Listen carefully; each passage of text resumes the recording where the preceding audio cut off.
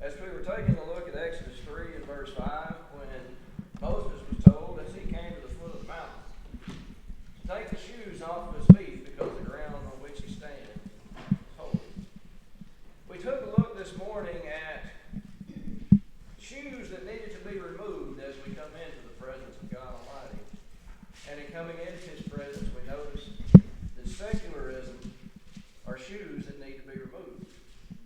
Tonight, we're going to take a look at a couple of other pair of shoes that need to be removed. You know, when you think about shoes, there's been a number of times that I've been very glad to take my shoes off. You spend all day on your feet, all day crawling around on the concrete floor or whatever it is that you might be doing, and it seems like it's one of those days that's been non-stop from start to finish. By the time you get home, your feet are just aching, and you got to get them shoes off. Let your feet breathe a little bit. Now, I'll never put it to the test, but that old saying of after you spend a day with your boots on, when you take them off, don't try to put them back on. Because your feet don't want that anymore. They want to be resting and relaxed. Taking off shoes, I got to watch how I say this. Taking off shoes can be a very pleasant experience. Sometimes it can't. I know when my boys, and I'm sorry guys, when they hit about 13, 14 years old, taking their shoes off, it's not a pleasant experience. Sometimes removing the shoes, it don't matter what kind of shoes it is, it's not good. And it's only not good because we don't enjoy it. And what I mean by that is when we think about taking these shoes off to come into the presence of God, we need to get it through our heads that these are things that are good for us. Now, God has never at one time asked you to do anything that wasn't good for you. He has never asked you to give up anything that was good for you. You think about this. Yesterday, Marvin and I were traveling from one parts store to the next. And we came to a parts store here in town, and I just about couldn't stand to be in the place. Because there were some fellas walking around in there talking with language that I hadn't heard in a while. And it was constant. I'm just sitting there thinking, man, come on, guys, let me get out of here. I don't want to hear more of this. And I think to myself, when it comes to our speech, God has asked us to keep our speech pure, right? And in keeping my speech pure, I'm not going to be having it filled with all of that kind of nonsense, so being around that kind of nonsense makes it difficult. It makes it difficult for someone who's not used to that kind of speech, who doesn't want to hear that kind of speech. So therefore, what I can understand by that is, if someone is using that kind of speech, is it good for them to give it up? Yes. Why? Because it's making somebody else uncomfortable, whether it is you or not. And all of these other things that we are told that we are needing to give up in our lives because they are not good for us. God has never asked us to give up anything that was good. So when He asks us to take the shoes of certain types of characteristics and mentalities off to come into His presence, it may be difficult at first. But you notice, you ever try to take your tennis shoes off sometimes and you just can't get it off your foot until you reach down and untie it? The first step's untying that shoe. Sometimes giving up some of those things is not an easy thing for us to do because they're things we enjoy. They're things we want to hang on to. We say, man, there's nothing wrong with that. But we notice this morning in the secular world that those things need to be out of God's presence. That when we come boldly before the throne of God, Hebrews 4 verse 16, that we're to come pure, holy, clean. We can't do that if we're dragging the things of this world in tow with us. Now, tonight, I want us to take a look at a couple of other pair of shoes that we need to take off to come into the presence of God. One of those being the shoes of relativism. Some folks say relativism, all that is saying this relates to that, isn't it? Well, when I look at the word relate or relative, yeah, that's pretty much what it means. It means this relates to that. And in a lot of ways, there is some relative thought in Christianity. What do I mean by that? Well, I live a pure and holy life because it relates to the way I'm taught to live within the Scriptures, right? That is a relative mindset. But relativism is something completely different. Relativism says there is no absolute. Relativism says there is no truth. The Standard Philosophy Dictionary defines relativism as a view that truth is relative and may vary from individual to individual, from group to group, from time to time, with absolutely no objective standard whatsoever. In other words, no absolute truth. A more popular definition and a more, clear way of thinking about what relativism is and how it can and does influence the church is more popularly known as that the doctrine that knowledge, truth, and morality exists in relations to culture, society, or historical context. What does this mean in a nutshell? Truth exists in my life the way I want it to. Did you catch that? Truth exists in my life the way that I want it to. And what I find interesting about that is in the relativism mindset, truth can change. Because it changes for the situation. However, I deem what is right or necessary in this situation is how I view truth. In other words, you can't tell me anything is wrong, you can't tell me anything is right, and there is by no means which we can come to an understanding of where truth is. Come on, what am I supposed to believe? I've got a logical thinking mind. I have the ability to process cognitive thought. I think I should have the ability to see what is true and what is not. When you put somebody on the witness stand, what are they testifying to do? To tell what? The truth, the whole truth, and nothing but the truth. But wait a minute. If truth is relative, there is no truth. And the truth is individual toward every person in whatever state and characteristic in which they find themselves. Brethren, that's nonsense. These days, it has been quoted that 4 out of 5 Americans, 4 out of 5, believe that there is no absolute anything. So the fact that they've got a glass of water in their hand means that's not water, it's battery acid. Who's to say? So when I pour battery acid into a cup and I hand it to my infant child and allow them to drink, there's a glass of water. Ain't no absolute. You can't tell me that's battery acid. There's no truth in that because truth doesn't exist. You see, in this mindset of relativism, truth only exists where people want it to exist because it is on an individual basis. It is on a situational basis. These kind of things within the church have developed into what we see in these entertainment venues and into this fuzzy feeling style of religion. You know what the fuzzy feeling is? I want to come here and hear nothing about, but I want to hear about nothing but love. Love, love, love, love, love, love, love. Look, do the scriptures teach love? Yes. Do they also teach swift judgment? Yes. Do they not also talk about a God who is equal on both sides of the fence, a God who is just, a God who is going to pass judgment? Yes. So to preach the scriptures, the whole scriptures, and nothing but the scriptures, I got to preach the scriptures, the truth. You see, brethren, when we come together and we preach God's word, we have got to understand that, now don't take this too far, that in a sense we are on a witness stand. And we are to declare the truth, the whole truth, and nothing but the truth. And where do we find it? In the truth. You see, the psalmist had a biblically speaking, before I get there, I'm about to jump ahead of myself. Biblically speaking, notice Deuteronomy 12 and verse 8. Relativism is not anything that's new. This has been around since Cain did whatever he did to kill his brother. A lot of people say since Cain picked up a rock. I don't know if he picked up a rock. He could have had a butter knife in his hand for all I know. Whatever he did to kill his brother, relativism has been around since that moment. Matter of fact, relativism has been around since Eve plucked the fruit from the limb. Relativism has been around since Adam stood back and allowed her to do it. Relativism is nothing new. but it is something that must be dealt with. In Deuteronomy 12 and verse 8, Moses warned the people that when God chose a city to place his name, that they would not be allowed to do the same kind of things that they had been doing.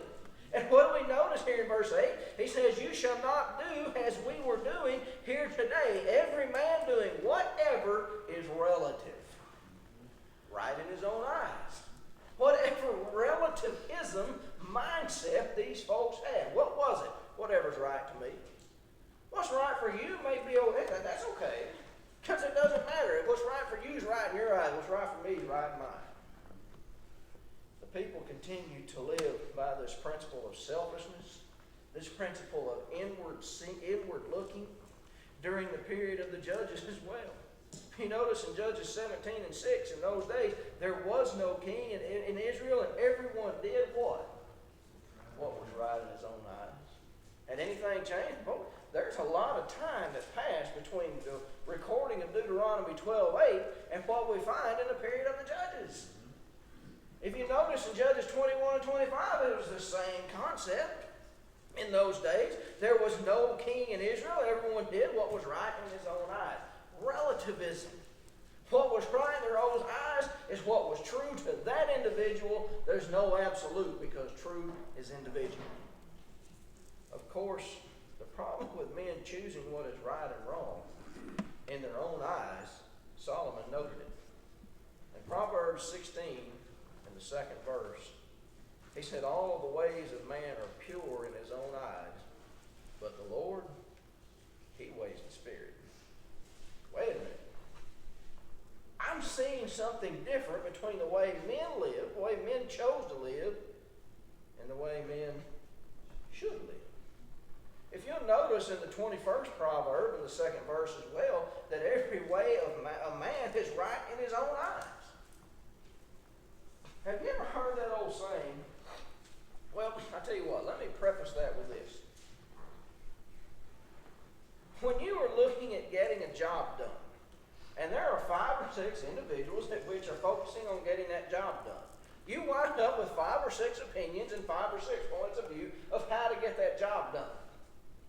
9 times out of 10, no, 100% of the time, everyone who has an idea of how to do it is always better than the other 4 or 5 people who have an idea of how to do it. Have you ever heard the old saying, everybody's stupid but me? Do we not often walk around with that exact mindset? When someone says something, boy, that's the dumbest thing I ever heard. Now, you may not say it aloud, you may say it to yourself, but boy, that's the dumbest thing I've ever heard. How could you think that way? Well, for one, it's a different point of view, it's a different person, a different mindset. It is people doing what is right in their own eyes. Going back to that proverb, Solomon said, every way of a man is right in his own eyes, but here's the thing. The Lord weighs the heart. What does the Lord weigh?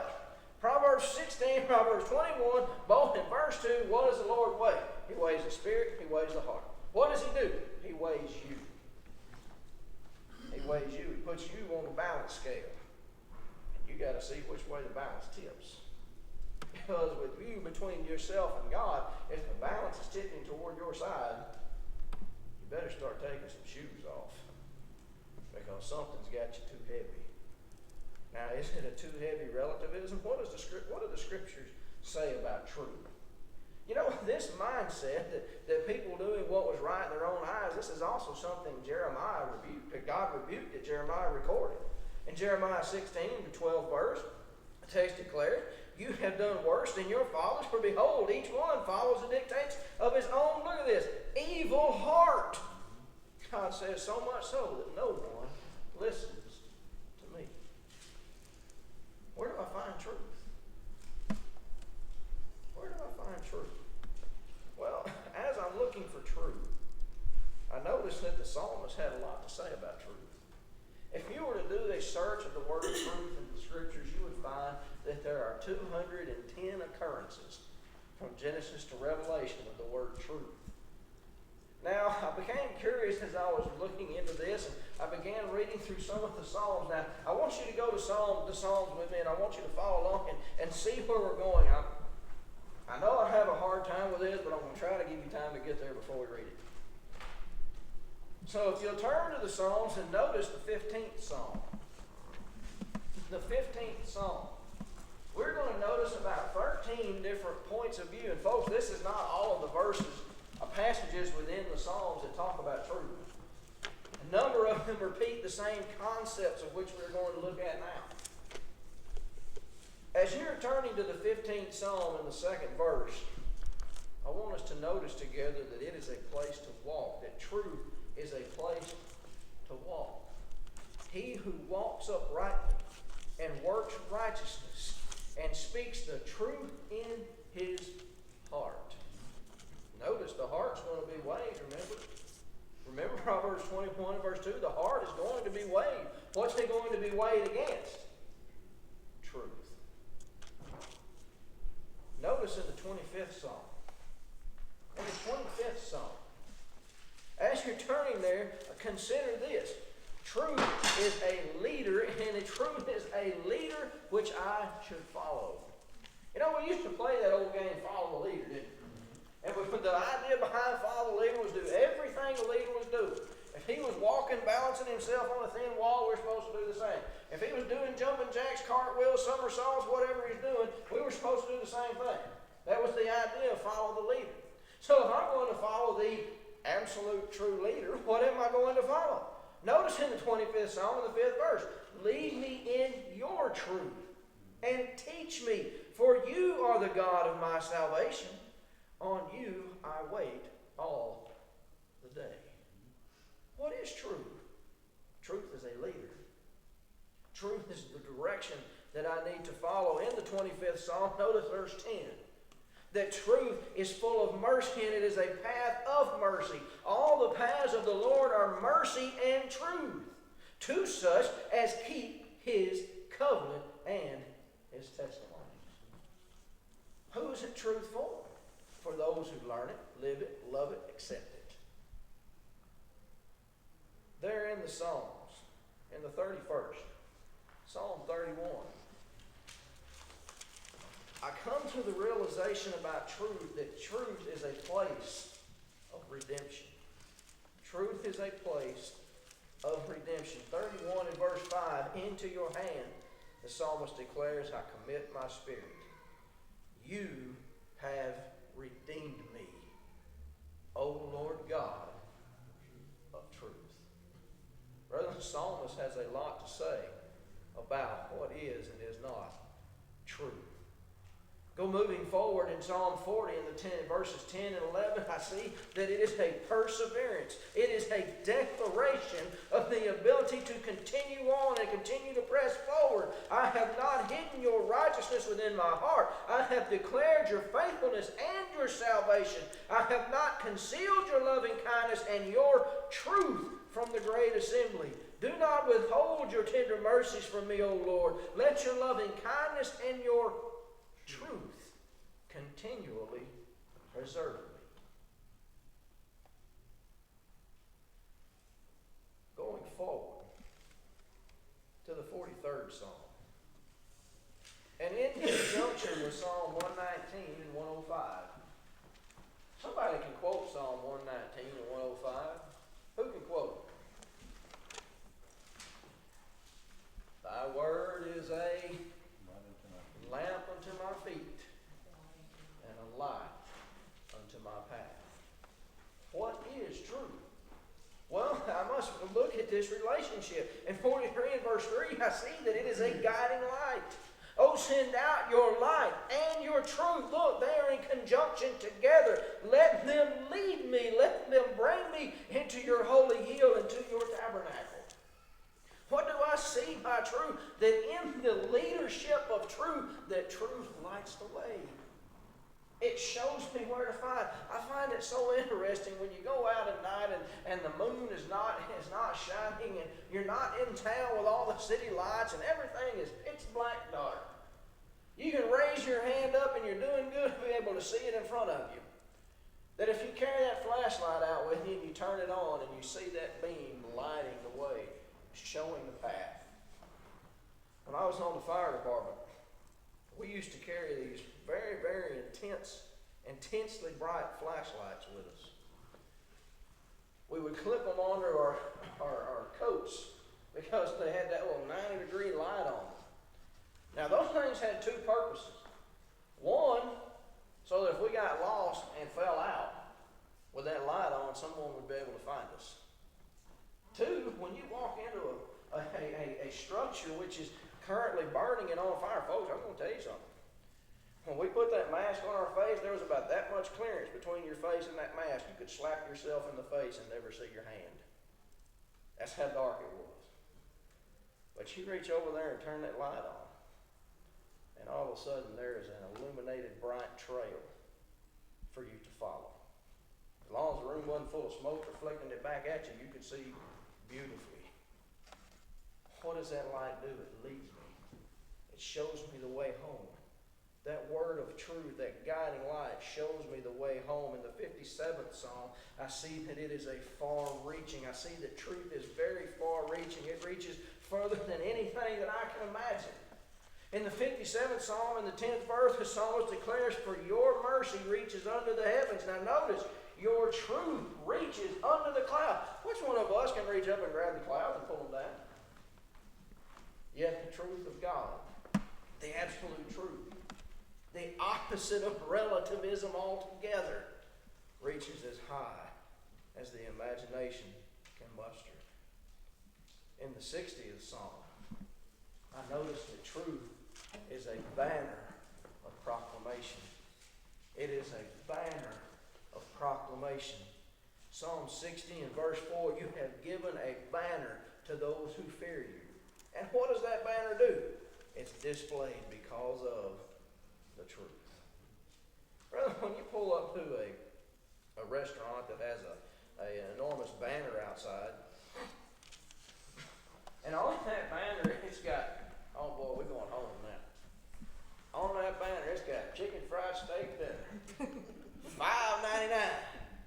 $5.99, I probably ain't gonna go in there. A $5.99 chicken fried steak dinner is probably worth $5.99 if it goes somewhere else. But chicken fried steak dinner. And there on there it's got a beautiful picture of a chicken fried steak that fills the plate. And you got that picture of that steak on there. It's bigger than the plate. And oh boy, I love gravy on chicken fried steak. I'm going home, guys. Got that gravy poured all over that chicken fried steak, and that big old pile of mashed potatoes right beside it. Matter of fact, that steak's so big they got to put it on another plate. Got that pile of mashed potatoes, and for me, you give me some good old turnip greens and some pepper sauce, and this boy happy. On that plate, and there it is on that picture. And you see it on that banner out front, you say, "Boy, I'm hungry, man, that looks good. Let me pull into that restaurant," and you walk in there, "I want that chicken fried steak that's out there on that banner." And it comes out on the plate, and it looks like a chicken McNugget.